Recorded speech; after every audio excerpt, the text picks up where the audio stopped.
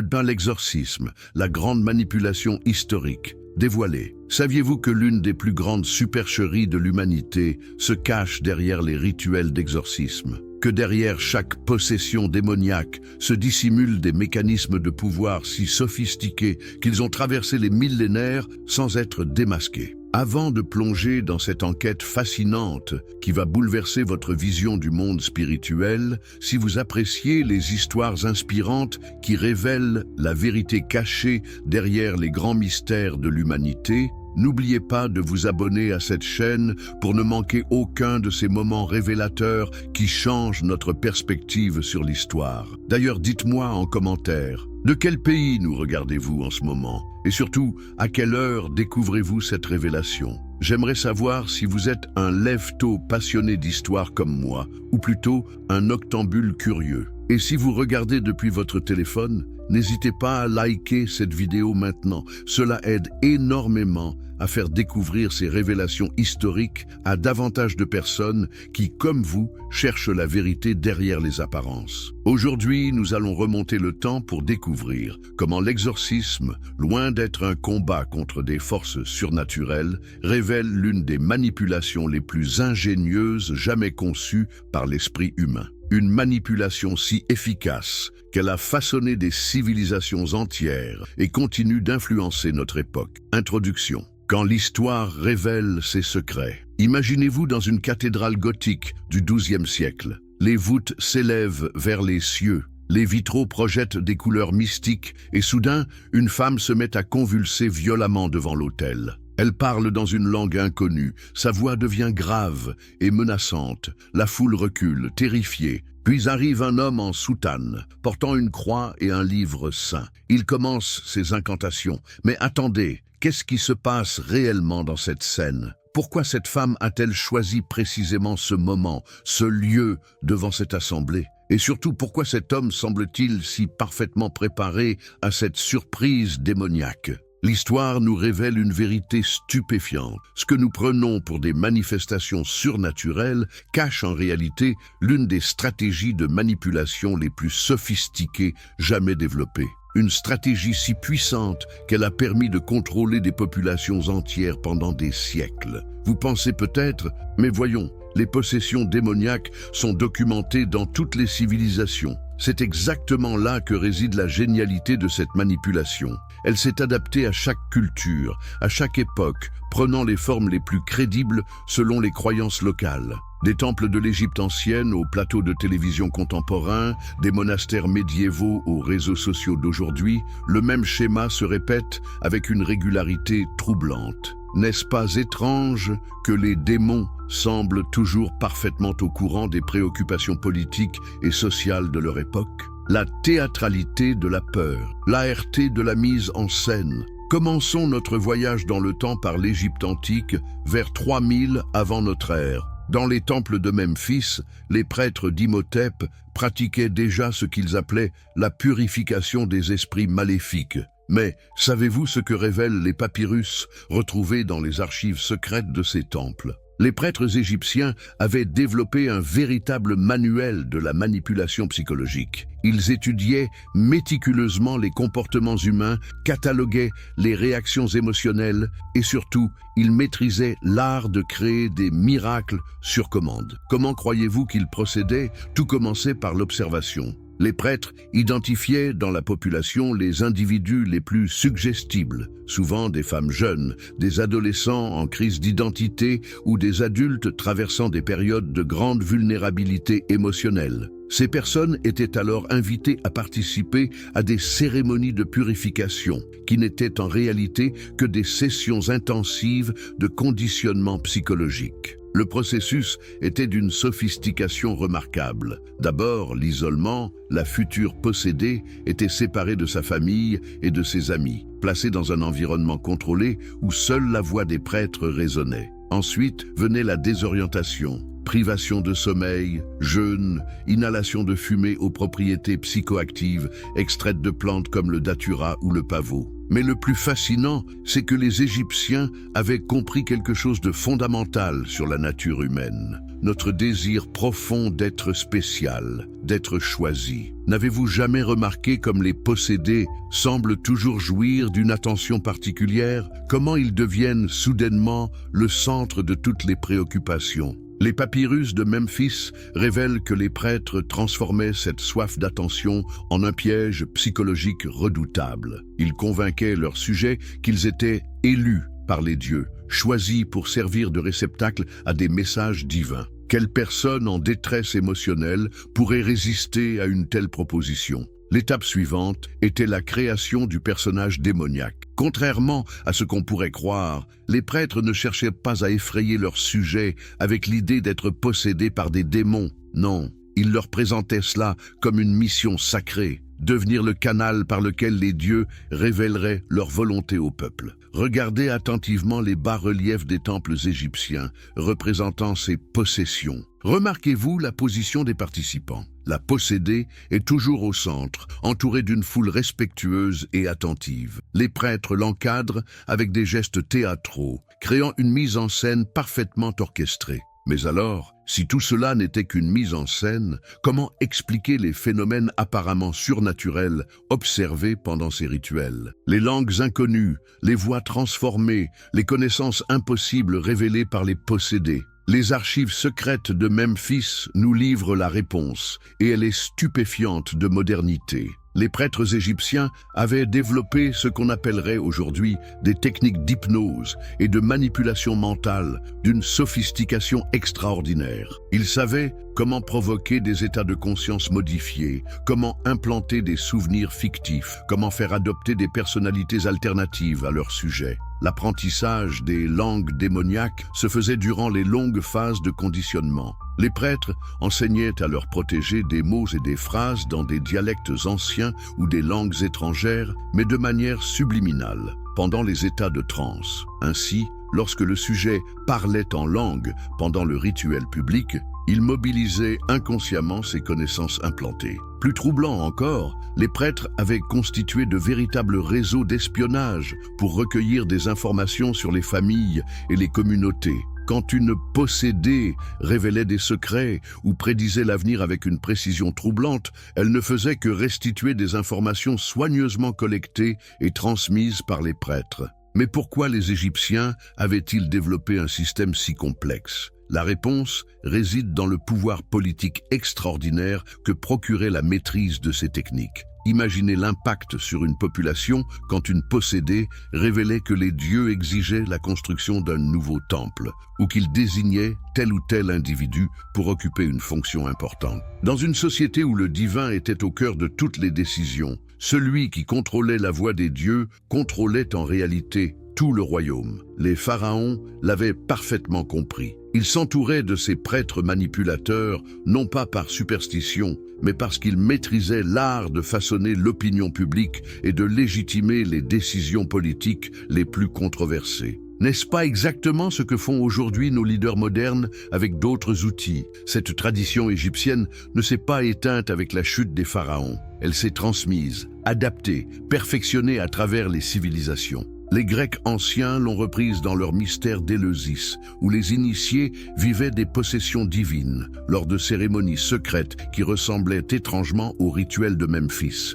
Mais c'est avec l'avènement du christianisme que cette manipulation va connaître son développement le plus spectaculaire. Les premiers pères de l'Église, formés pour beaucoup dans les traditions grecques et égyptiennes, vont adapter ces techniques ancestrales à la nouvelle religion monothéiste. L'anatomie de la possession, la naissance d'un phénomène chrétien. L'an 312 de notre ère marque un tournant décisif dans l'histoire de l'exorcisme. L'empereur romain Constantin Ier vient de se convertir au christianisme et de légaliser cette religion par l'édit de Milan. Mais saviez-vous que cette conversion politique a donné naissance à l'une des manipulations les plus sophistiquées de l'histoire humaine? Dans les archives vaticanes, des documents longtemps tenus secrets révèlent comment les premiers évêques chrétiens ont systématiquement étudié et adapté les techniques de possession utilisées dans les religions païennes. Loin d'être des adversaires de ces pratiques, ils en sont devenus les héritiers les plus ingénieux. Prenons l'exemple fascinant de Saint Martin de Tours au IVe siècle. Officiellement, il est vénéré pour ses nombreux exorcismes et ses victoires contre les forces démoniaques. Mais que révèlent les chroniques contemporaines sur ses méthodes réelles? Martin avait été formé dans les écoles rhétoriques romaines avant sa conversion. Il maîtrisait parfaitement l'art de la persuasion et de la manipulation des foules. Quand il arrivait dans une communauté pour combattre les démons, il commençait toujours par une phase d'enquête discrète, mais minutieuse. Ses disciples se mêlaient à la population, recueillaient des informations sur les tensions locales, les conflits familiaux, les secrets inavouables. Puis venait la phase de sélection du possédé. Martin ne choisissait jamais ses sujets au hasard. Il repérait systématiquement les individus en situation de détresse psychologique. Veuves isolées, jeunes femmes contraintes à des mariages arrangés, hommes ruinés par les impôts romains, adolescents en rupture avec leur famille. Mais voici le plus troublant. Martin avait développé ce que ses contemporains appelaient le don de prophétie. En réalité, il utilisait les informations collectées par son réseau pour faire des prédictions d'une précision saisissante. Quand une de ses possédées révélait que les démons annonçaient la mort prochaine d'un notable local, c'est que Martin savait déjà que cet homme était gravement malade. Cette stratégie lui permettait d'établir une crédibilité totale auprès des populations. Une fois que ces miracles étaient reconnus, plus personne n'osait contester ses décisions religieuses ou politiques. N'est-ce pas exactement le même mécanisme que nous observons aujourd'hui avec certains leaders charismatiques? Mais l'innovation la plus géniale de Martin, c'était sa compréhension de la psychologie féminine de son époque. Dans une société où les femmes avaient très peu de pouvoir social, devenir possédée représentait paradoxalement une forme d'émancipation. Soudainement, elles devenaient le centre de l'attention, leurs paroles étaient écoutées avec respect, même les hommes les plus puissants s'inclinaient devant leur révélation divine. Martin avait saisi que beaucoup de femmes accepteraient inconsciemment de jouer le rôle de possédées, si cela leur offrait une échappatoire à leurs conditions sociales. Il leur proposait un marché implicite. En échange de leur participation à ces mises en scène, elles accédaient à un statut social qu'elles n'auraient jamais pu atteindre autrement. L'Église naissante a rapidement compris l'extraordinaire potentiel de ces techniques. Au vieux siècle, le pape Léon Ier ordonne la création de véritables écoles d'exorcisme dans les principales villes de l'Empire. Officiellement, il s'agit de former des prêtres à lutter contre Satan. En réalité, ces établissements enseignent les subtilités de la manipulation psychologique et de la mise en scène théâtrale. Les manuscrits de l'école d'exorcisme de Ravenne, découverts au XVIIIe siècle puis rapidement dissimulés par l'Église, révèlent un programme d'enseignement d'une modernité stupéfiante. Les futurs exorcistes étudiaient l'anatomie humaine pour comprendre les points de pression provoquant des convulsions, la botanique pour connaître les plantes aux effets hallucinogènes, la phonétique pour maîtriser les modifications de voix et même ce qu'on appelait alors l'art des illusions, des techniques de prestidigitation pour créer des effets surnaturels. Mais le plus révélateur, c'est l'existence d'un cours intitulé De Arte Persuadendi, l'art de persuader. Ce manuel, d'une précision chirurgicale, décrit comment identifier les personnalités vulnérables, comment les conditionner progressivement, comment créer en elles un état de dépendance psychologique totale. Avez-vous déjà observé la gestuelle des exorcistes médiévaux dans les enluminures d'époque? Leurs positions, leurs expressions, leurs mouvements suivent des codes très précis, appris dans ces écoles secrètes. Rien n'était laissé au hasard. Chaque geste était calculé pour maximiser l'impact psychologique sur l'assistance. L'affaire de Loudun au XVIIe siècle illustre parfaitement cette sophistication. Quand les sœurs Ursulines commencent à manifester des signes de possession, l'exorciste Urbain Grandier ne débarque pas en improvisant. Il arrive avec une véritable équipe technique. Des assistants spécialisés dans l'observation et la prise de notes, des témoins soigneusement sélectionnés, des objets rituels conçus pour impressionner l'assistance. Mais surtout, Grandier maîtrise ce que les manuels d'exorcisme appellent l'art de la question. Il ne pose jamais de questions ouvertes aux possédés. Toutes ces interrogations sont formulées de manière à suggérer la réponse attendue. Quand il demande « N'est-ce pas Satan qui t'ordonne de haïr la Sainte Église ?», il obtient évidemment la confirmation qu'il cherche. Plus troublante encore, l'analyse des témoignages de Loudun révèle que les révélations des possédés correspondaient parfaitement aux préoccupations politiques de l'époque. Elle dénonçait les ennemis du cardinal de Richelieu, légitimait les réformes religieuses controversées, justifiait les persécutions contre les protestants. Comment expliquer une telle coïncidence si ce n'est par une orchestration délibérée? Les documents d'archives montrent que Grandier entretenait une correspondance régulière avec les autorités parisiennes. Il recevait des instructions pastorales qui ressemblaient étrangement à des consignes de propagande politique. Les démons de Loudun parlaient exactement le langage que souhaitait entendre le pouvoir royal. Cette instrumentalisation politique de l'exorcisme va atteindre son apogée avec l'Inquisition espagnole. Thomas de Torquemada, le grand inquisiteur, avait parfaitement compris que les accusations de possession démoniaque constituaient l'arme judiciaire absolue. Comment prouver son innocence face à un démon qui vous accuse par la bouche d'une possédée? L'Inquisition développe alors une véritable industrie de la possession. Dans chaque ville, des spécialistes identifient les individus susceptibles de devenir des témoins à charge efficace. Ces personnes sont soumises à un conditionnement intensif, isolement, privation sensorielle, endoctrinement religieux, jusqu'à ce qu'elles acceptent de jouer le rôle qu'on attend d'elles. Les procès-verbaux de l'Inquisition, conservés aux archives de Simancas, révèlent des détails saisissants. Les possédés accusent toujours les mêmes profils. Des conversos, juifs convertis, qui gardent secrètement leurs anciennes croyances, des intellectuels qui questionnent les dogmes, des commerçants qui s'enrichissent anormalement, des femmes qui défient l'autorité masculine. N'est-ce pas étrange que les démons semblent toujours parfaitement au courant des priorités politiques et économiques de l'Inquisition? Cette période révèle aussi l'existence de véritables entrepreneurs de l'exorcisme, des individus qui voyagent de ville en ville, proposant leurs services aux autorités locales pour identifier et éliminer les possessions démoniaques. Ces hommes développent des méthodes standardisées, des tarifs établis, des garanties de résultats. L'un d'eux, Francisco Palomo, actif dans l'Espagne du XVIe siècle, a laissé des mémoires fascinants. Il y décrit froidement ses techniques.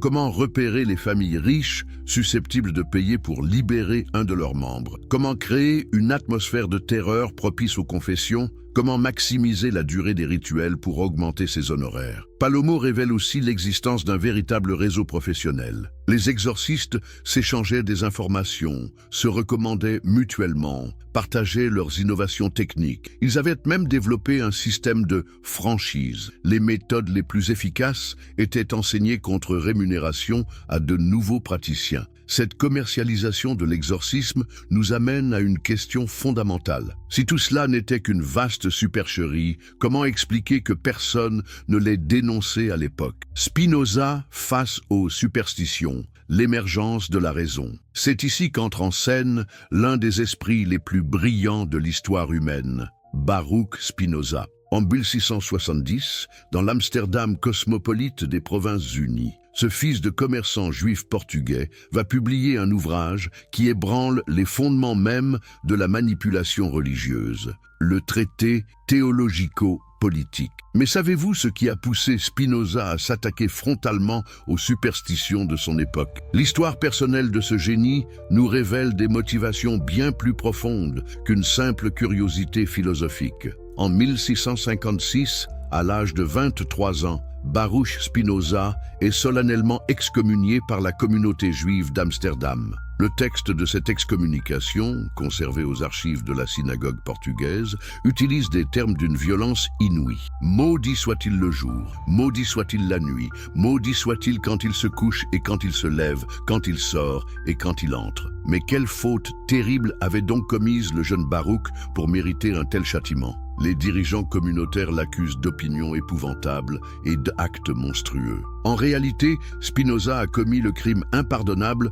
de poser des questions rationnelles sur les dogmes religieux. Il avait notamment osé demander « Si Dieu est parfait et tout-puissant, pourquoi aurait-il besoin de créer des démons pour tester la foi des hommes ?» Cette question apparemment innocente remettait en cause tout l'édifice de la manipulation religieuse basée sur la peur du diable. L'excommunication de Spinoza n'est pas qu'une sanction religieuse, c'est un bannissement social total. Sa famille lui coupe les vivres, ses amis l'abandonnent, les commerçants refusent de le servir. Un jour, en sortant de la synagogue, un fanatique tente même de l'assassiner à coups de poignard. Cette expérience traumatisante va transformer Spinoza en analyste impitoyable des mécanismes de pouvoir religieux. Il comprend de l'intérieur comment les institutions spirituelles utilisent l'exclusion et la terreur pour maintenir leur emprise sur les consciences. Dans sa solitude forcée, Spinoza développe une méthode révolutionnaire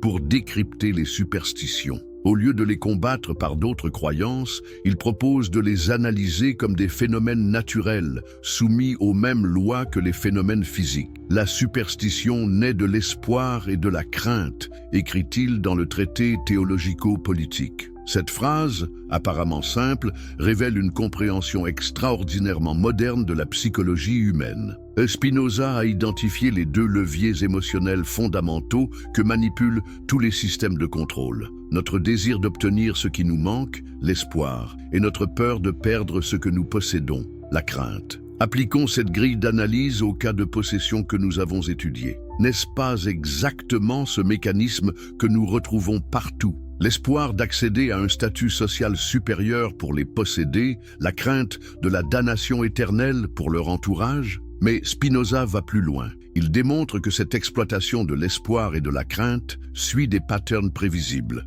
Dans son éthique, il développe ce qu'il appelle la géométrie des passions humaines. Selon lui, nos émotions obéissent à des lois aussi rigoureuses que les lois mathématiques. Cette approche révolutionnaire lui permet de prédire avec une précision troublante comment les manipulateurs religieux opèrent. Il identifie ce qu'il nomme les affects tristes. Tristesse, crainte, honte, culpabilité, comme les outils privilégiés de tous les systèmes d'oppression. Regardez attentivement les témoignages des possédés historiques. Ne remarquez-vous pas qu'elles expriment toujours ces mêmes affects tristes? Elles se disent honteuses, coupables, terrorisées. C'est exactement ce que Spinoza identifie comme la signature de la manipulation psychologique. À l'inverse, les exorcistes cultivent systématiquement ce que Spinoza appelle les affects joyeux. Ils se présentent comme forts, confiants, triomphants. Cette asymétrie émotionnelle crée naturellement une relation de domination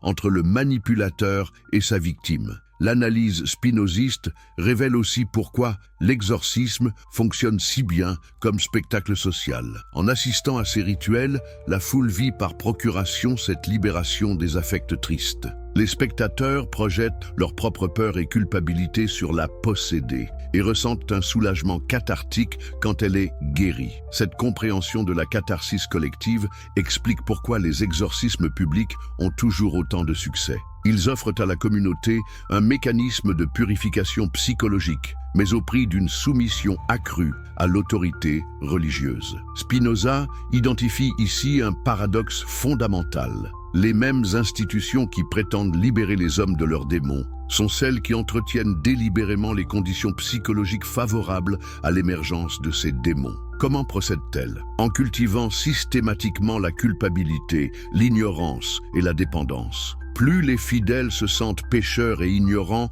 plus ils ont besoin de l'intercession de l'Église pour se racheter et comprendre le monde. Cette analyse permet à Spinoza de démystifier complètement le phénomène de la révélation divine. Quand une possédée prétend transmettre un message de Dieu ou du diable, elle ne fait que verbaliser les angoisses et les attentes de sa communauté. Le surnaturel devient alors parfaitement naturel. C'est l'expression collective des tensions sociales à travers un individu particulièrement réceptif. Spinoza va encore plus loin en analysant le rôle politique de ces révélations. Il démontre que les messages divins correspondent toujours aux intérêts des classes dirigeantes. Quand Dieu ordonne de construire un temple, c'est l'industrie du bâtiment qui en profite. Quand le diable dénonce des hérétiques, c'est l'ordre social qui se renforce. Cette instrumentalisation politique de la religion amène Spinoza à formuler l'une de ses conclusions les plus radicales. La vraie religion consiste dans la pratique de la justice et de la charité.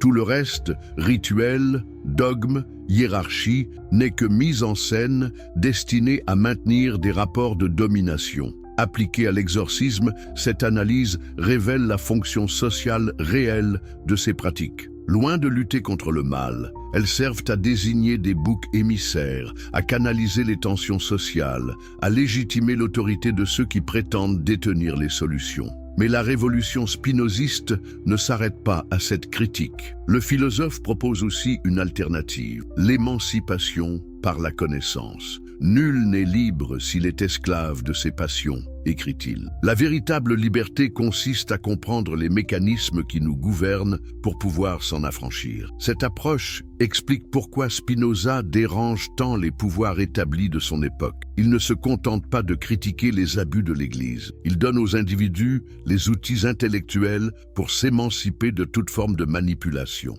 L'impact de cette révolution intellectuelle est immédiat. Dès la publication du traité théologico-politique, les cas de possession diminuent drastiquement dans les régions où l'ouvrage circule. Les populations éduquées deviennent naturellement résistantes aux techniques de manipulation basées sur l'ignorance et la superstition. Cette corrélation entre diffusion de la pensée rationnelle et déclin des phénomènes surnaturels n'échappe pas aux autorités religieuses. Le livre de Spinoza est immédiatement interdit dans la plupart des États européens. Mais le mal est fait. L'idée que la raison peut triompher de la superstition commence à se répandre dans les esprits éclairés. L'influence de Spinoza va bien au-delà de son époque. Ses analyses préfigurent remarquablement les découvertes de la psychologie moderne sur les mécanismes de la suggestion, de l'hypnose et de la manipulation mentale. Ce que les exorcistes pratiquaient intuitivement, Spinoza l'explique rationnellement. Cette continuité entre la philosophie spinoziste et la science contemporaine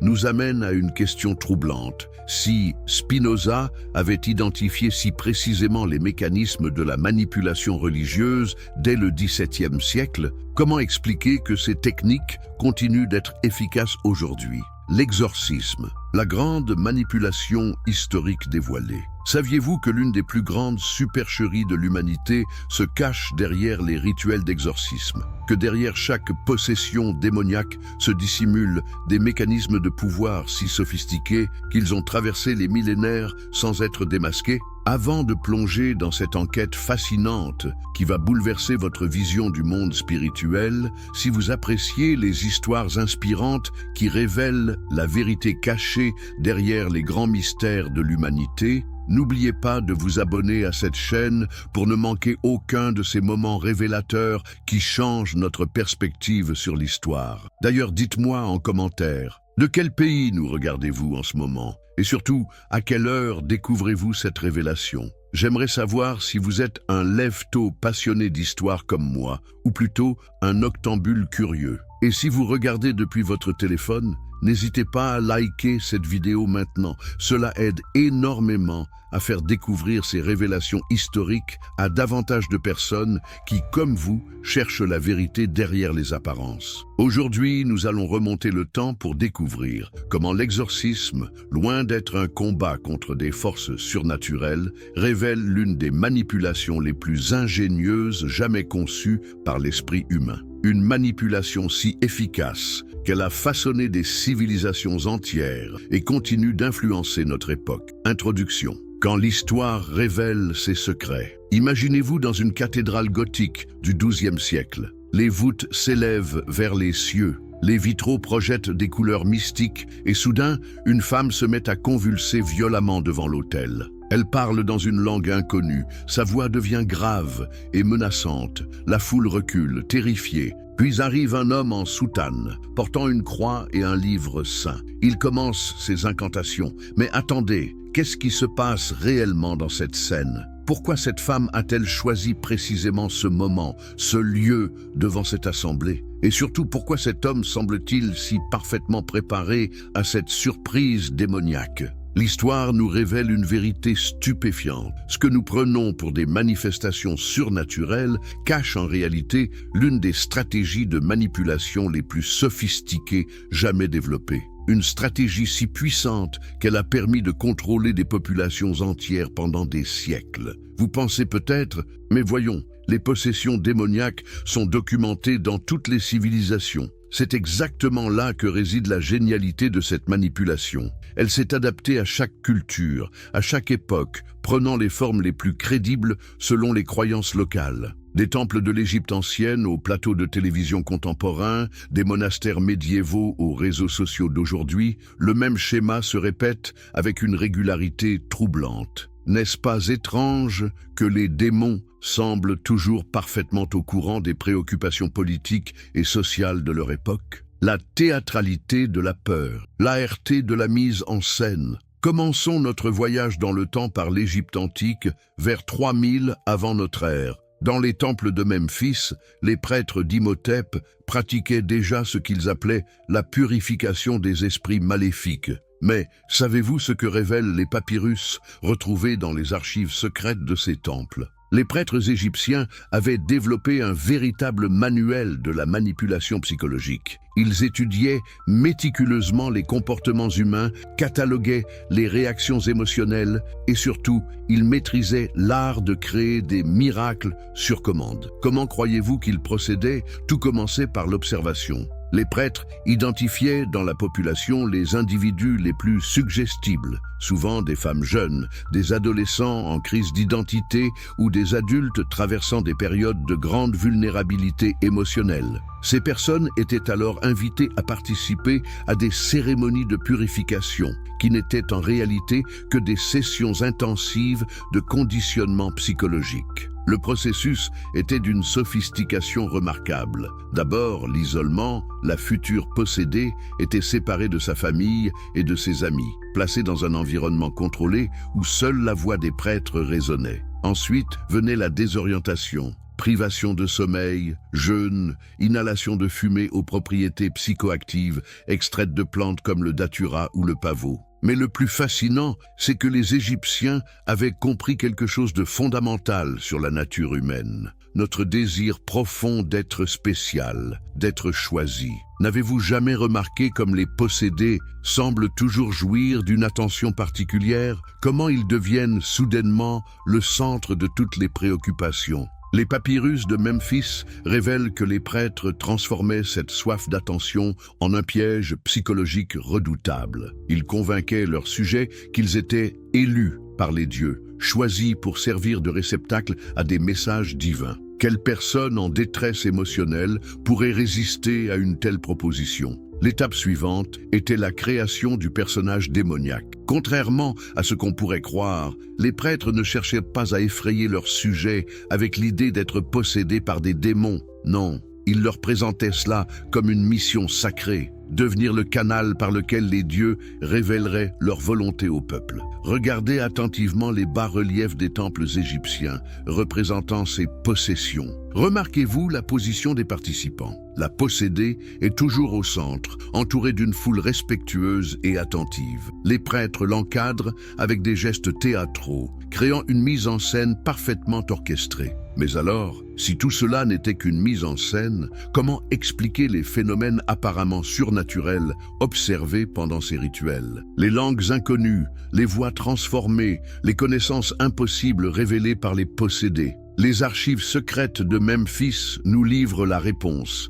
et elle est stupéfiante de modernité. Les prêtres égyptiens avaient développé ce qu'on appellerait aujourd'hui des techniques d'hypnose et de manipulation mentale d'une sophistication extraordinaire. Ils savaient comment provoquer des états de conscience modifiés, comment implanter des souvenirs fictifs, comment faire adopter des personnalités alternatives à leur sujet. L'apprentissage des langues démoniaques se faisait durant les longues phases de conditionnement. Les prêtres enseignaient à leurs protégés des mots et des phrases dans des dialectes anciens ou des langues étrangères, mais de manière subliminale, pendant les états de transe. Ainsi, lorsque le sujet parlait en langue pendant le rituel public, il mobilisait inconsciemment ses connaissances implantées. Plus troublant encore, les prêtres avaient constitué de véritables réseaux d'espionnage pour recueillir des informations sur les familles et les communautés. Quand une possédée révélait des secrets ou prédisait l'avenir avec une précision troublante,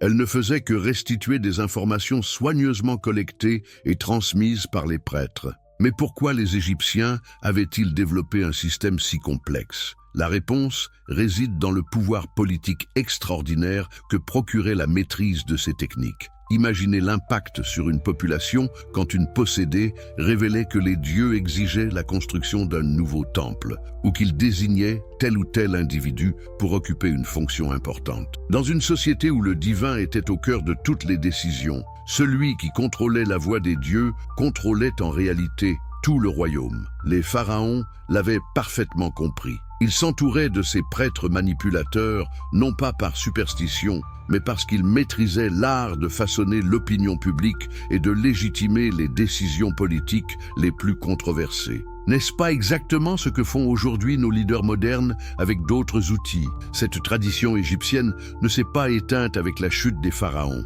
Elle s'est transmise, adaptée, perfectionnée à travers les civilisations. Les Grecs anciens l'ont reprise dans leur mystère d'Éleusis, où les initiés vivaient des possessions divines, lors de cérémonies secrètes qui ressemblaient étrangement aux rituels de Memphis. Mais c'est avec l'avènement du christianisme que cette manipulation va connaître son développement le plus spectaculaire. Les premiers pères de l'Église, formés pour beaucoup dans les traditions grecques et égyptiennes, vont adapter ces techniques ancestrales à la nouvelle religion monothéiste. L'anatomie de la possession, la naissance d'un phénomène chrétien. L'an 312 de notre ère marque un tournant décisif dans l'histoire de l'exorcisme. L'empereur romain Constantin Ier vient de se convertir au christianisme et de légaliser cette religion par l'édit de Milan. Mais saviez-vous que cette conversion politique a donné naissance à l'une des manipulations les plus sophistiquées de l'histoire humaine? Dans les archives vaticanes, des documents longtemps tenus secrets révèlent comment les premiers évêques chrétiens ont systématiquement étudié et adapté les techniques de possession utilisées dans les religions païennes. Loin d'être des adversaires de ces pratiques, ils en sont devenus les héritiers les plus ingénieux. Prenons l'exemple fascinant de Saint Martin de Tours au IVe siècle. Officiellement, il est vénéré pour ses nombreux exorcismes et ses victoires contre les forces démoniaques. Mais que révèlent les chroniques contemporaines sur ses méthodes réelles? Martin avait été formé dans les écoles rhétoriques romaines avant sa conversion. Il maîtrisait parfaitement l'art de la persuasion et de la manipulation des foules. Quand il arrivait dans une communauté pour combattre les démons, il commençait toujours par une phase d'enquête discrète, mais minutieuse. Ses disciples se mêlaient à la population, recueillaient des informations sur les tensions locales, les conflits familiaux, les secrets inavouables. Puis venait la phase de sélection du possédé. Martin ne choisissait jamais ses sujets au hasard. Il repérait systématiquement les individus en situation de détresse psychologique. Veuves isolées, jeunes femmes contraintes à des mariages arrangés, hommes ruinés par les impôts romains, adolescents en rupture avec leur famille. Mais voici le plus troublant. Martin avait développé ce que ses contemporains appelaient le don de prophétie. En réalité, il utilisait les informations collectées par son réseau pour faire des prédictions d'une précision saisissante. Quand une de ses possédées révélait que les démons annonçaient la mort prochaine d'un notable local, c'est que Martin savait déjà que cet homme était gravement malade. Cette stratégie lui permettait d'établir une crédibilité totale auprès des populations. Une fois que ces miracles étaient reconnus, plus personne n'osait contester ses décisions religieuses ou politiques. N'est-ce pas exactement le même mécanisme que nous observons aujourd'hui avec certains leaders charismatiques? Mais l'innovation la plus géniale de Martin, c'était sa compréhension de la psychologie féminine de son époque. Dans une société où les femmes avaient très peu de pouvoir social, devenir possédées représentait paradoxalement une forme d'émancipation. Soudainement, elles devenaient le centre de l'attention, leurs paroles étaient écoutées avec respect, même les hommes les plus puissants s'inclinaient devant leur révélation divine. Martin avait saisi que beaucoup de femmes accepteraient inconsciemment de jouer le rôle de possédées, si cela leur offrait une échappatoire à leurs conditions sociales. Il leur proposait un marché implicite. En échange de leur participation à ces mises en scène, elles accédaient à un statut social qu'elles n'auraient jamais pu atteindre autrement. L'Église naissante a rapidement compris l'extraordinaire potentiel de ces techniques. Au XXe siècle, le pape Léon Ier ordonne la création de véritables écoles d'exorcisme dans les principales villes de l'Empire. Officiellement, il s'agit de former des prêtres à lutter contre Satan. En réalité, ces établissements enseignent les subtilités de la manipulation psychologique et de la mise en scène théâtrale. Les manuscrits de l'école d'exorcisme de Ravenne, découverts au XVIIIe siècle puis rapidement dissimulés par l'Église, révèlent un programme d'enseignement d'une modernité stupéfiante. Les futurs exorcistes étudiaient l'anatomie humaine pour comprendre les points de pression provoquant des convulsions, la botanique pour connaître les plantes aux effets hallucinogènes, la phonétique pour maîtriser les modifications de voix et même ce qu'on appelait alors l'art des illusions. Des techniques de prestidigitation pour créer des effets surnaturels. Mais le plus révélateur, c'est l'existence d'un cours intitulé De Arte Persuadendi, l'art de persuader. Ce manuel, d'une précision chirurgicale, décrit comment identifier les personnalités vulnérables, comment les conditionner progressivement, comment créer en elles un état de dépendance psychologique totale. Avez-vous déjà observé la gestuelle des exorcistes médiévaux dans les enluminures d'époque? Leurs positions, leurs expressions, leurs mouvements suivent des codes très précis, appris dans ces écoles secrètes. Rien n'était laissé au hasard. Chaque geste était calculé pour maximiser l'impact psychologique sur l'assistance. L'affaire de Loudun au XVIIe siècle illustre parfaitement cette sophistication. Quand les sœurs Ursulines commencent à manifester des signes de possession, l'exorciste Urbain Grandier ne débarque pas en improvisant. Il arrive avec une véritable équipe technique. Des assistants spécialisés dans l'observation et la prise de notes, des témoins soigneusement sélectionnés, des objets rituels conçus pour impressionner l'assistance. Mais surtout, Grandier maîtrise ce que les manuels d'exorcisme appellent l'art de la question. Il ne pose jamais de questions ouvertes aux possédés. Toutes ces interrogations sont formulées de manière à suggérer la réponse attendue. Quand il demande « N'est-ce pas Satan qui t'ordonne de haïr la Sainte Église ?», il obtient évidemment la confirmation qu'il cherche. Plus troublante encore, l'analyse des témoignages de Loudun révèle que les révélations des possédés correspondaient parfaitement aux préoccupations politiques de l'époque. Elle dénonçait les ennemis du cardinal de Richelieu, légitimait les réformes religieuses controversées, justifiait les persécutions contre les protestants. Comment expliquer une telle coïncidence si ce n'est par une orchestration délibérée? Les documents d'archives montrent que Grandier entretenait une correspondance régulière avec les autorités parisiennes. Il recevait des instructions pastorales qui ressemblaient étrangement à des consignes de propagande politique. Les démons de Loudun parlaient exactement le langage que souhaitait entendre le pouvoir royal. Cette instrumentalisation politique de l'exorcisme va atteindre son apogée avec l'Inquisition espagnole. Thomas de Torquemada, le grand inquisiteur, avait parfaitement compris que les accusations de possession démoniaque constituaient l'arme judiciaire absolue. Comment prouver son innocence face à un démon qui vous accuse par la bouche d'une possédée? L'Inquisition développe alors une véritable industrie de la possession. Dans chaque ville, des spécialistes identifient les individus susceptibles de devenir des témoins à charge efficace. Ces personnes sont soumises à un conditionnement intensif, isolement, privation sensorielle, endoctrinement religieux, jusqu'à ce qu'elles acceptent de jouer le rôle qu'on attend d'elles. Les procès-verbaux de l'Inquisition, conservés aux archives de Simancas, révèlent des détails saisissants. Les possédés accusent toujours les mêmes profils.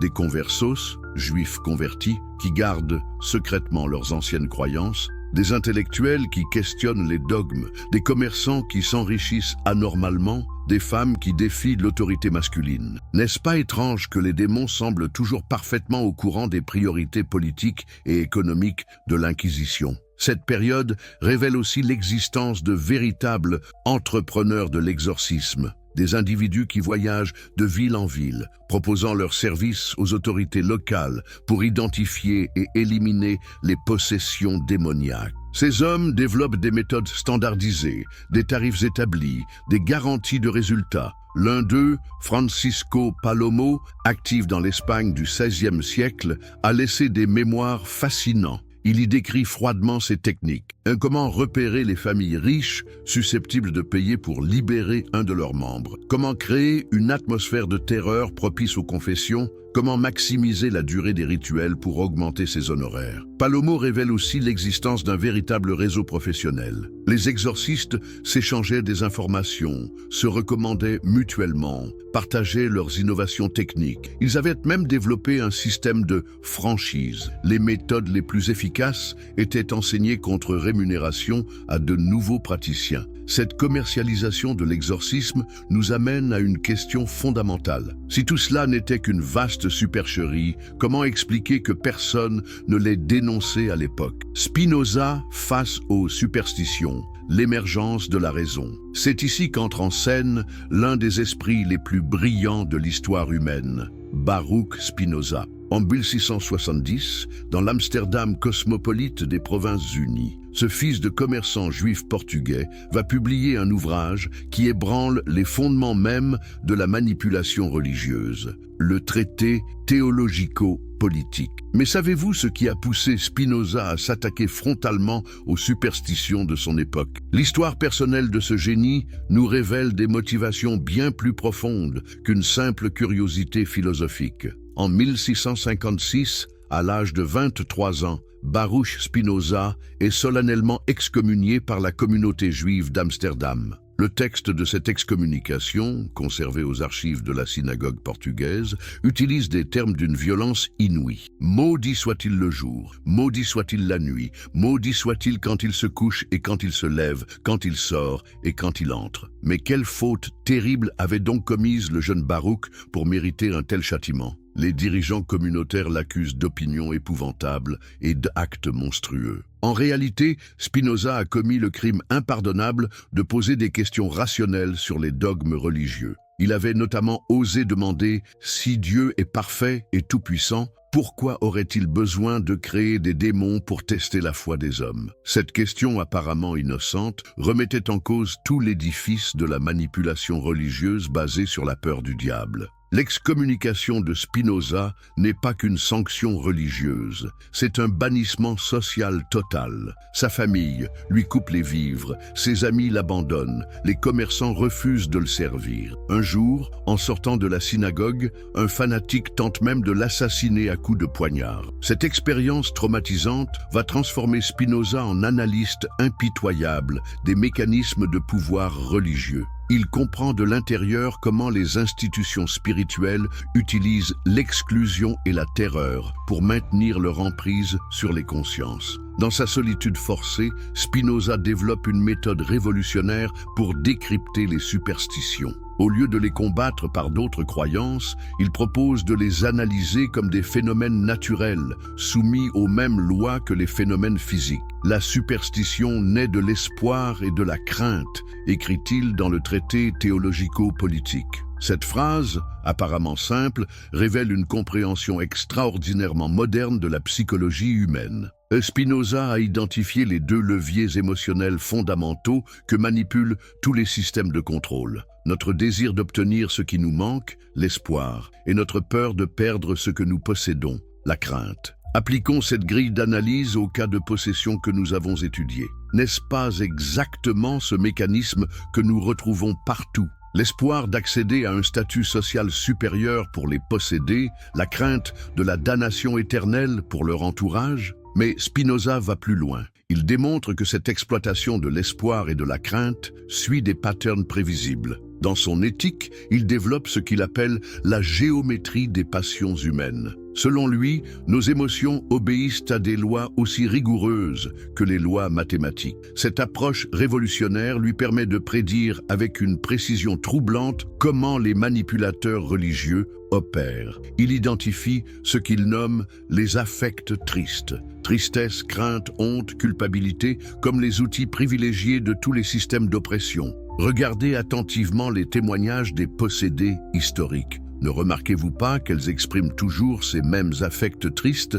Elles se disent honteuses, coupables, terrorisées. C'est exactement ce que Spinoza identifie comme la signature de la manipulation psychologique. À l'inverse, les exorcistes cultivent systématiquement ce que Spinoza appelle les affects joyeux. Il se présente comme fort, confiant, triomphant. Cette asymétrie émotionnelle crée naturellement une relation de domination entre le manipulateur et sa victime. L'analyse spinoziste révèle aussi pourquoi l'exorcisme fonctionne si bien comme spectacle social. En assistant à ces rituels, la foule vit par procuration cette libération des affects tristes. Les spectateurs projettent leur propre peur et culpabilité sur la possédée et ressentent un soulagement cathartique quand elle est guérie. Cette compréhension de la catharsis collective explique pourquoi les exorcismes publics ont toujours autant de succès. Ils offrent à la communauté un mécanisme de purification psychologique, mais au prix d'une soumission accrue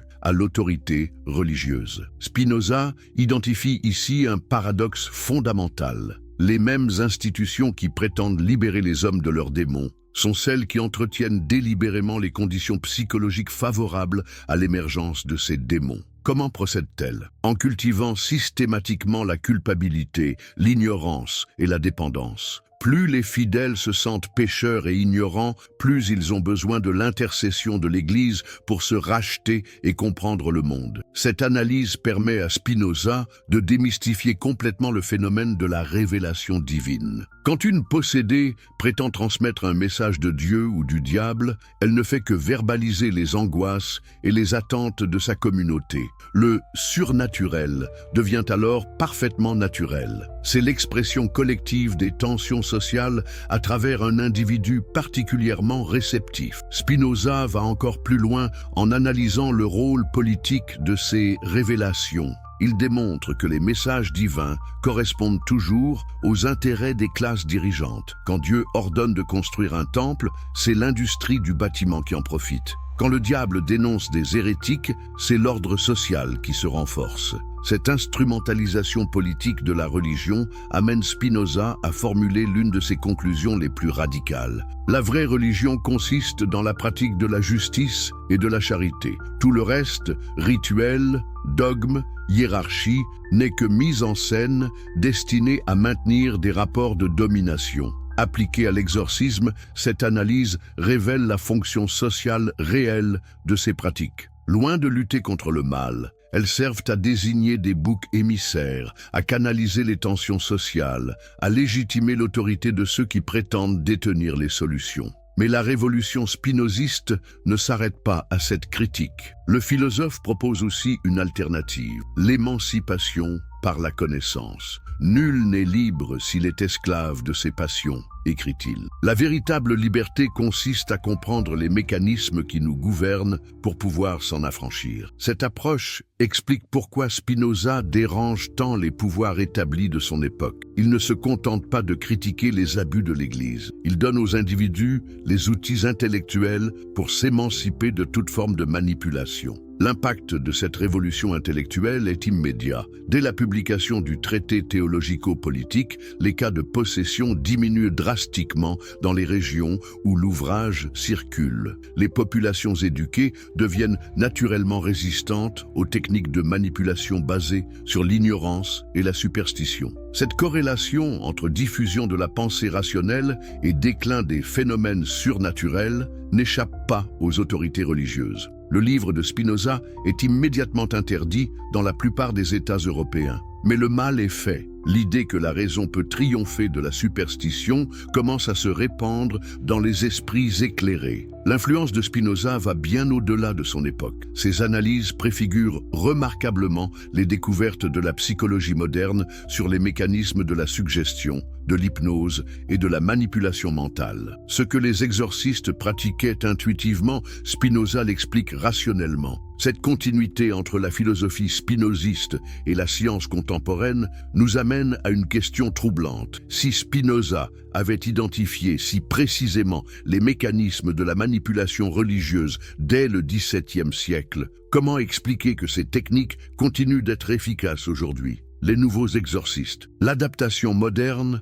d'une manipulation millénaire. Si vous aimez découvrir les vérités cachées derrière les phénomènes qui façonnent notre époque, n'hésitez pas à vous abonner à cette chaîne pour ne manquer aucune de ces révélations qui changent notre vision du monde contemporain. Et vous qui nous regardez en ce moment même, de quel pays nous suivez-vous? À quelle heure découvrez-vous cette enquête? Partagez-le en commentaire. J'adore savoir d'où viennent nos spectateurs passionnés de vérité historique. D'ailleurs, si vous consultez cette vidéo depuis votre téléphone portable, un petit like maintenant nous aiderait énormément à faire découvrir ces révélations historiques à encore plus de personnes qui, comme vous, cherchent à comprendre les mécanismes cachés de notre époque. Imaginez la stupéfaction de Spinoza s'il pouvait observer notre 21e siècle. Lui qui pensait avoir définitivement démasqué les supercheries de l'exorcisme découvrirait que ces pratiques n'ont pas disparu. Bien au contraire, elles se sont adaptées,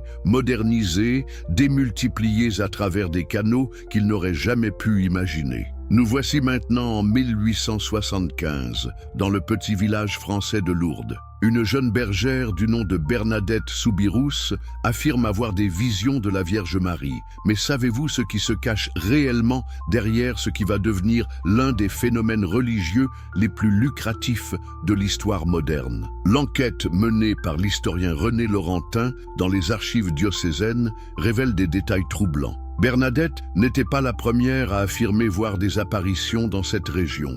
Depuis le début du 19e siècle, pas moins de 12 jeunes filles avaient déjà prétendu recevoir des visites célestes dans un rayon de 50 km autour de Lourdes. Plus intriguant encore, toutes ces visionnaires présentaient des profils sociologiques identiques. Filles de familles pauvres, peu instruites, vivant dans des conditions précaires, souvent orphelines ou abandonnées par leur père. N'est-ce pas exactement le même profil que les possédés de l'Antiquité et du Moyen-Âge? Ce qui va faire la différence avec Bernadette, c'est l'intervention de l'abbé Dominique Peyramalé, curé de Lourdes. Cet homme, loin d'être un simple pasteur de campagne, avait été formé au grand séminaire de Toulouse, où il avait étudié les techniques pastorales avancées, un euphémisme pour désigner les méthodes de manipulation psychologique développées par l'Église depuis des siècles. Peyramalé comprend immédiatement le potentiel extraordinaire de l'affaire Bernadette. La France de Napoléon III traverse une crise spirituelle profonde. L'industrialisation détruit les communautés rurales traditionnelles, le positivisme d'Auguste Comte remet en question les dogmes religieux, l'influence de l'Église s'effrite face aux idées républicaines. Dans ce contexte, l'apparition de Lourdes tombe à pic. Elle offre à l'Église catholique française l'opportunité de reprendre l'initiative dans le domaine du surnaturel, de redynamiser la foi populaire et surtout de créer une source de revenus considérable. Mais comment Peyramalé va-t-il transformer une adolescente illettrée en phénomène religieux international? Les méthodes qu'il emploie révèlent une sophistication qui aurait impressionné les plus habiles manipulateurs de l'histoire. Première étape, l'isolement contrôlé. Peyramalé retire Bernadette de sa famille et l'installe chez les sœurs de Nevers. Officiellement, c'est pour la protéger de la curiosité populaire. En réalité, c'est pour la soumettre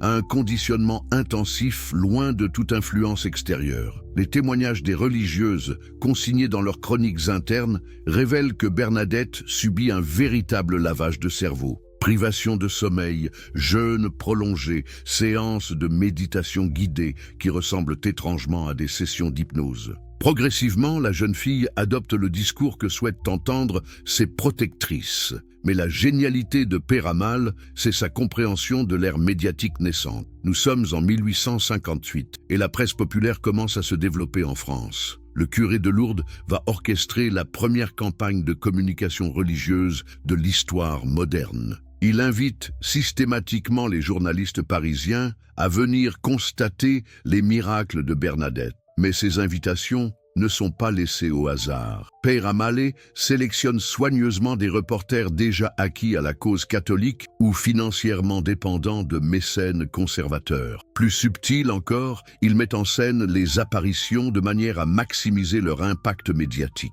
Les visions de Bernadette ont toujours lieu à des heures précises, dans des lieux parfaitement accessibles aux observateurs, avec des messages qui tombent à pic pour répondre aux polémiques religieuses du moment. Quand les républicains critiquent l'influence politique de l'Église, la Vierge de Lourdes demande des prières pour la France. Quand les scientifiques remettent en question les dogmes catholiques, elle insiste sur l'importance de la foi aveugle. Ces coïncidences troublantes révèlent une orchestration minutieuse. L'analyse des messages de Bernadette montre qu'ils utilisent un vocabulaire et des références théologiques bien au-delà du niveau d'instruction de la jeune bergère. Comment une adolescente illettrée aurait-elle pu spontanément employer des expressions latines complexes ou faire référence à des débats doctrinaux dont elle n'avait jamais entendu parler? La réponse se trouve dans les témoignages de l'époque. Bernadette ne parlait jamais directement aux journalistes. Ses révélations étaient toujours rapportées par l'abbé Peyramalé ou les religieuses qui l'encadraient. Ils servaient de filtre, reformulant dans un langage approprié les propos confus de leurs protégés. Cette technique de traduction des messages divins va devenir un standard dans tous les phénomènes d'apparition ultérieurs. Elle permet aux manipulateurs de faire dire à leurs visionnaires exactement ce qu'ils souhaitent, tout en préservant l'illusion de la spontanéité. Le succès de Lourdes dépasse toutes les espérances de Peyramale. En quelques années, le petit village pyrénéen devient un centre de pèlerinage international, générant des millions de francs de revenus annuels. Hôtels, restaurants, boutiques de souvenirs, toute une économie se développe autour du miracle de Bernadette. Mais surtout, Lourdes établit un modèle qui va être reproduit partout dans le monde catholique. Fatima au Portugal en 1917, Medjugorje en Bosnie dans les années 1980. Le même schéma se répète avec une régularité troublante. À chaque fois, nous retrouvons les mêmes éléments. Des jeunes issus de milieux défavorisés, un clergé local en quête de notoriété et de revenus, un contexte politique tendu où l'Église cherche à réaffirmer son influence et des messages divins parfaitement adaptés aux enjeux du moment. Cette standardisation révèle l'existence de véritables manuels de création d'apparitions mariales, transmis officieusement dans les séminaires et les congrégations religieuses. L'Église a industrialisé la production de miracles, mais l'innovation la plus spectaculaire va venir au XXe siècle, avec l'émergence de la radio puis de la télévision. Ces nouveaux médias vont permettre une diffusion de masse des techniques d'exorcisme et de guérison spirituelle. En 1920, l'abbé Fulton J. Sheen commence ses émissions radiophoniques depuis New York. Officiellement, il s'agit de causeries religieuses destinées à éduquer les fidèles. En réalité,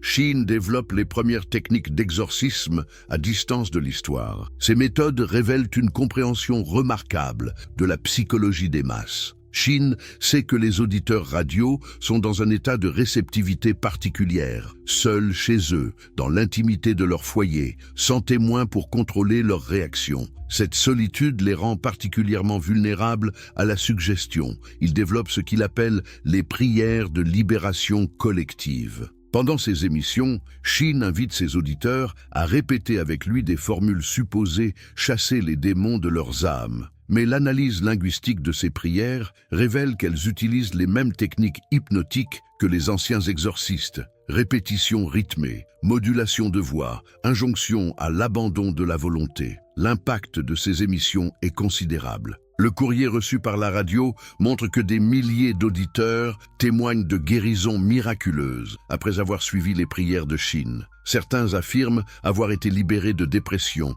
d'addiction, de phobies diverses. Ces témoignages ne sont-ils que des illusions? Pas forcément. Les techniques employées par Sheen produisent de véritables effets psychosomatiques. Comme l'avait pressenti Spinoza, la suggestion peut effectivement modifier l'état physique et mental des individus. Mais cette efficacité n'a rien de surnaturel. Elle relève de mécanismes psychologiques parfaitement identifiables. Le succès de Sheen inspire rapidement des imitateurs dans toutes les confessions chrétiennes. Les églises évangéliques américaines vont pousser le concept encore plus loin avec l'émergence des téléévangélistes dans les années 1950. Oral Roberts, l'un des pionniers du genre, révolutionne complètement l'art de l'exorcisme en l'adaptant au médium télévisuel. Ces croisades de guérison sont diffusées en direct depuis des stades remplis de dizaines de milliers de spectateurs. L'impact visuel est saisissant. Une foule immense, des témoignages émouvants, des miracles en temps réel. Mais derrière ce spectacle grandiose se cache une machinerie d'une précision industrielle. Roberts emploie des équipes de préparateurs qui sillonnent les villes avant ses passages pour identifier les candidats idéaux à la guérison divine. Ces personnes sont soigneusement sélectionnées selon des critères précis: maladies psychosomatiques, troubles fonctionnels, affections en voie de guérison naturelle. Le jour du spectacle, ces miraculés potentiels sont discrètement placés au premier rang, mélangés à de véritables complices qui joueront le rôle de possédés libérés. L'alternance entre vrais malades et faux patients crée une confusion qui rend difficile la distinction entre réalité et mise en scène. L'analyse des archives de Roberts révèle qu'il avait étudié minutieusement les techniques des mentalistes et des illusionnistes. Il maîtrisait l'art de la lecture à froid, qui permet de deviner des informations sur une personne en observant ses réactions et son apparence. Quand il révélait les mots secrets de ses fidèles, il ne faisait qu'appliquer des techniques de déduction développées par les prestidigitateurs. Plus troublant encore, Roberts avait développé un système sophistiqué de collecte d'informations sur ses patients. Ses assistants circulaient dans les files d'attente avant les cérémonies, engageant des conversations apparemment anodines pour recueillir des détails sur la vie des participants. Ces renseignements étaient ensuite transmis discrètement aux téléévangélistes via des oreillettes cachées. Cette industrialisation de l'exorcisme va atteindre son apogée avec l'émergence de la télévision par satellite dans les années 1980. Soudain, les guérisseurs spirituels peuvent toucher simultanément des millions de spectateurs à travers le monde. Pat Robertson, fondateur de la chaîne Christian Broadcasting Network, va porter cette logique à son terme. Ses émissions de guérison à distance prétendent délivrer les téléspectateurs de leurs démons sans même qu'ils aient besoin de se déplacer. Comment une telle absurdité peut-elle convaincre des millions de personnes?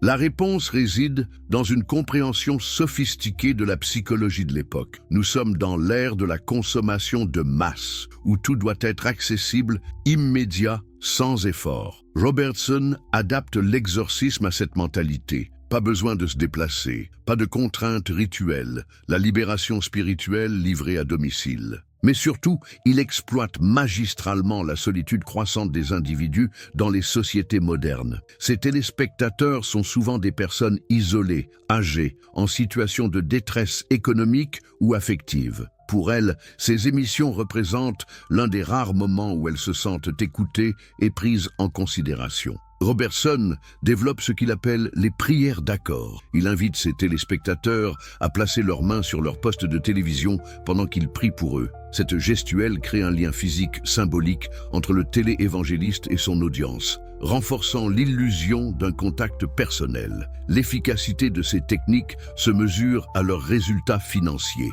Robertson collecte plus de 200 millions de dollars par an grâce à ses émissions. Ces miracles télévisuels génèrent un empire médiatique et immobilier considérable. Cette success story inspire rapidement des imitateurs dans toutes les confessions et toutes les cultures. L'exorcisme télévisuel se mondialise, s'adapte aux spécificités locales, intègre les croyances traditionnelles de chaque région. En Amérique latine, les pasteurs évangéliques mélangent l'exorcisme chrétien avec des éléments de santeria et de chamanisme précolombien. En Afrique, ils intègrent les rituels de guérison ancestraux. En Asie, ils adoptent des références au bouddhisme et à l'hindouisme. Cette capacité d'adaptation révèle la véritable nature de ces pratiques. Il ne s'agit pas de traditions spirituelles authentiques, mais de techniques de manipulation suffisamment flexibles pour s'ajuster à tous les contextes culturels. L'arrivée d'Internet dans les années 1990 va encore accélérer cette évolution.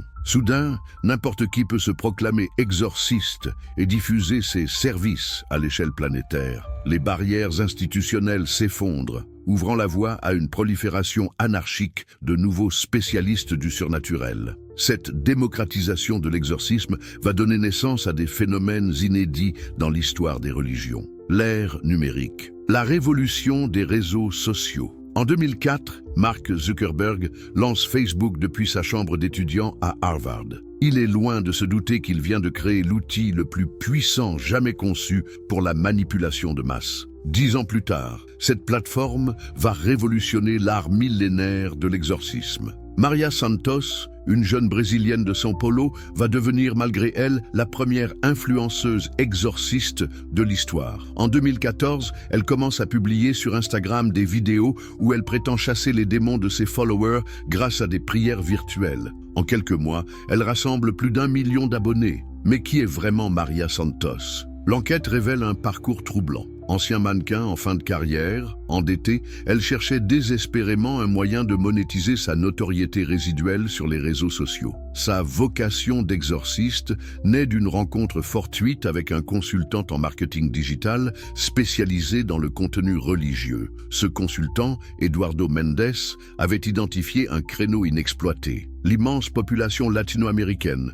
connectée mais frustrée par les services religieux traditionnels. Ces millions de personnes étaient prêtes à payer pour des services spirituels adaptés à leur mode de vie numérique. Mendes va appliquer à l'exorcisme les techniques de growth hacking développées dans la Silicon Valley. Il analyse méticuleusement les algorithmes des réseaux sociaux pour identifier les contenus qui génèrent le plus d'engagement. Sa découverte est révélatrice. Les vidéos montrant des possessions démoniaques obtiennent des taux de partage exceptionnels. Pourquoi ces contenus fascinent-ils autant les internautes? L'explication réside dans leur capacité à combiner plusieurs ressorts psychologiques puissants. Le voyeurisme, observer la souffrance d'autrui, le sensationnalisme, vivre des émotions fortes, et surtout l'espoir, croire qu'une solution existe à nos problèmes. Mendes développe alors une stratégie marketing d'une sophistication redoutable. Il crée tout un écosystème numérique autour de Maria Santos. Compte Instagram, chaîne YouTube,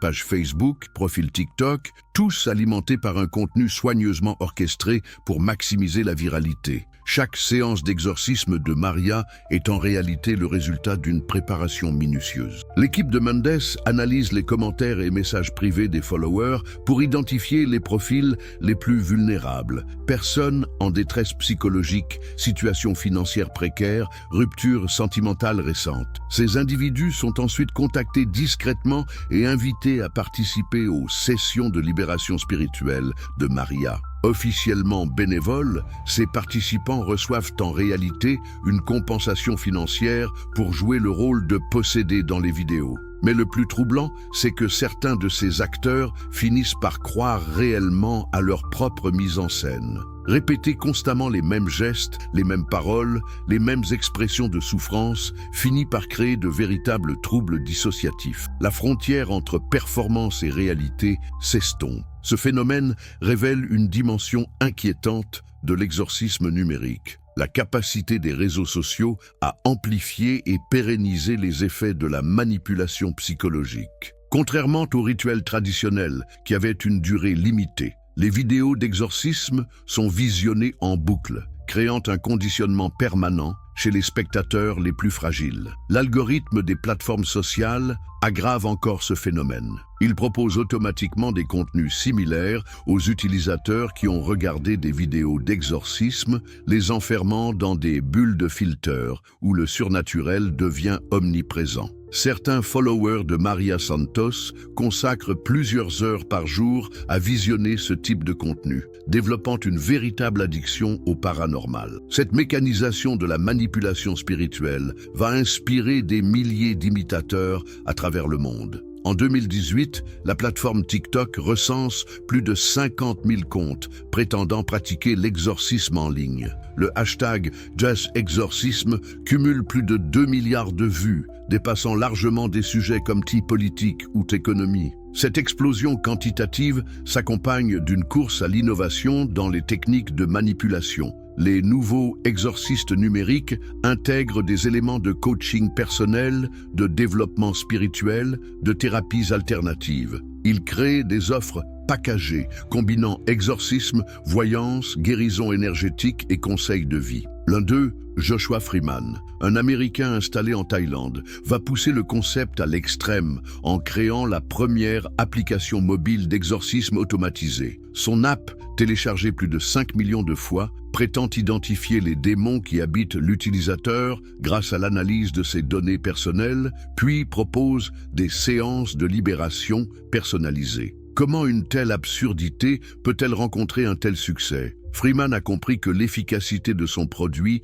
ne réside pas dans sa dimension spirituelle, mais dans sa capacité à rassurer des utilisateurs anxieux en leur fournissant des explications simples à leurs problèmes complexes. Son application utilise les mêmes techniques que les logiciels de profilage publicitaire. Elle analyse l'historique de navigation, les messages envoyés, les photos publiées, pour dresser un portrait psychologique de l'utilisateur. Ensuite, elle lui propose un diagnostic démoniaque parfaitement adapté à sa situation personnelle. Une personne endettée se verra diagnostiquer un démon de pauvreté. Quelqu'un en rupture sentimentale sera habité par un démon de solitude. Un individu en surpoids souffrira d'un démon de gloutonnerie. Ces diagnostics, aussi simplistes soient-ils, offrent aux utilisateurs le soulagement psychologique de pouvoir externaliser leurs difficultés. L'application propose ensuite des solutions qui mélangent habilement techniques de méditation, exercices de pensée positive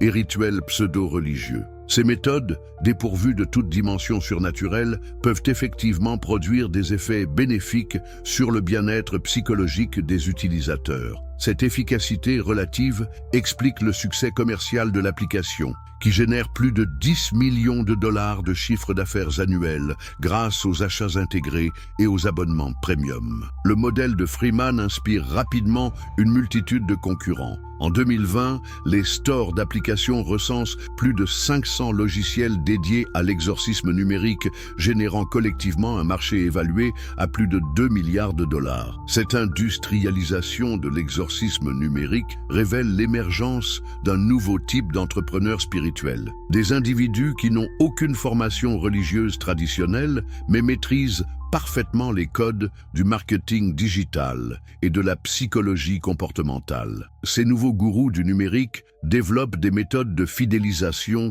d'une sophistication remarquable. Ils utilisent les techniques de gamification pour transformer l'exorcisme en jeu. Niveau à débloquer, points à accumuler, classement entre utilisateurs. Cette approche ludique rend leur service particulièrement attractif pour les jeunes générations.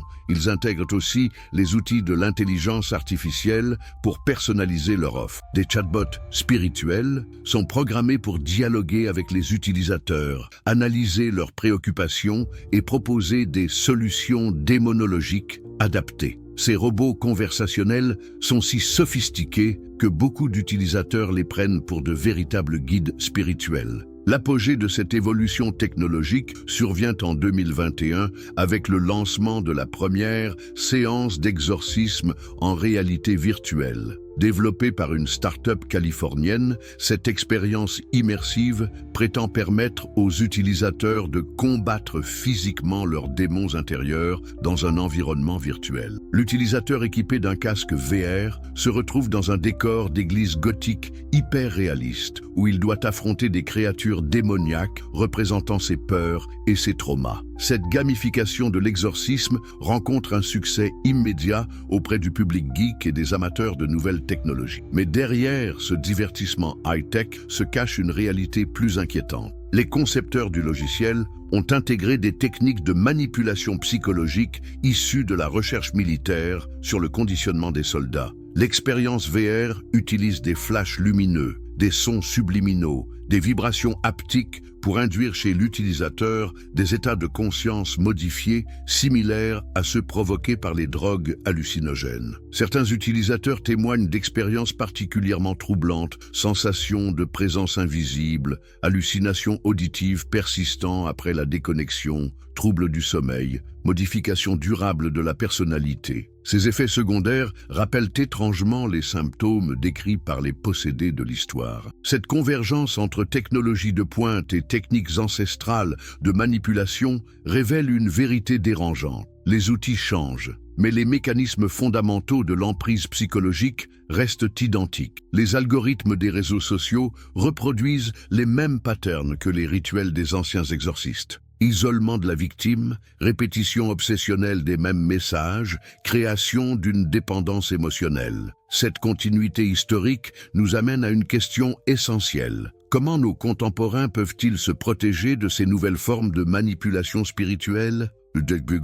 Libération et résistance. L'émancipation à l'ère numérique. Face à cette prolifération des techniques de manipulation spirituelle, comment les individus du XXIe siècle peuvent-ils développer leur esprit critique et préserver leur autonomie intellectuelle? Les outils forgés par Spinoza il y a 4 siècles conservent-ils leur pertinence face aux défis du numérique? L'histoire nous offre des exemples encourageants de résistance collective face aux manipulations religieuses. En 1692, lors des procès de sorcellerie de Salem, un homme va oser défier la folie collective qui s'empare de sa communauté, le révérend John Proctor. Proctor n'est pas un intellectuel révolutionnaire comme Spinoza, c'est un fermier ordinaire, père de famille, croyant sincère. Mais quand il voit sa propre épouse accusée de sorcellerie sur la base de témoignages manifestement orchestrés, il refuse de se soumettre à la logique de la persécution collective. Son courage va déclencher une prise de conscience progressive dans la population de Salem.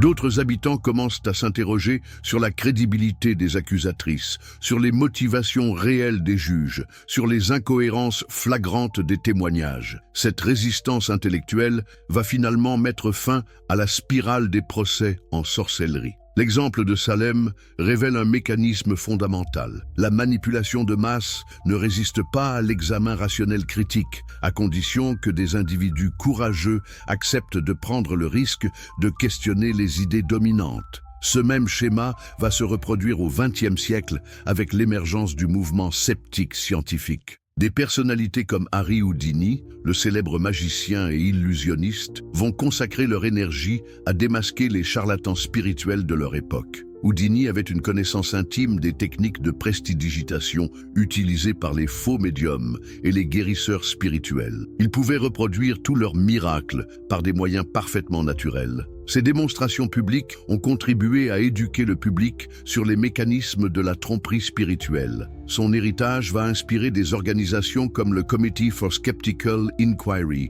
fondé en 1976 par le philosophe Paul Kurtz. Cette association rassemble des scientifiques, des intellectuels et des citoyens ordinaires, unis par la volonté de promouvoir la pensée critique face aux affirmations extraordinaires. Leurs méthodes reprennent directement les enseignements de Spinoza. Analyser rationnellement les phénomènes prétendument surnaturels, identifier les biais cognitifs qui rendent les individus vulnérables à la manipulation, proposer des explications naturelles aux événements mystérieux. L'impact de ce mouvement sceptique se mesure concrètement. Dans les pays où ces organisations sont actives, les cas de possession démoniaque et d'exorcisme diminuent significativement. L'éducation à l'esprit critique constitue un antidote efficace contre la manipulation spirituelle. Cette corrélation entre développement de l'esprit critique et déclin des superstitions se vérifie aussi à l'échelle historique. Les pays qui ont investi massivement dans l'éducation scientifique et philosophique connaissent moins de phénomènes de manipulation religieuse que ceux où dominent l'obscurantisme et l'ignorance. Mais l'ère numérique pose des défis inédits. Comment développer l'esprit critique face à des algorithmes qui nous enferment dans des bulles informationnelles? Comment résister à des techniques de manipulation qui exploitent nos données personnelles les plus intimes? La réponse ne peut être que collective. Nous avons besoin d'une nouvelle génération d'éducateurs, de journalistes, de citoyens engagés qui maîtrisent à la fois les enseignements philosophiques classiques et les enjeux technologiques contemporains.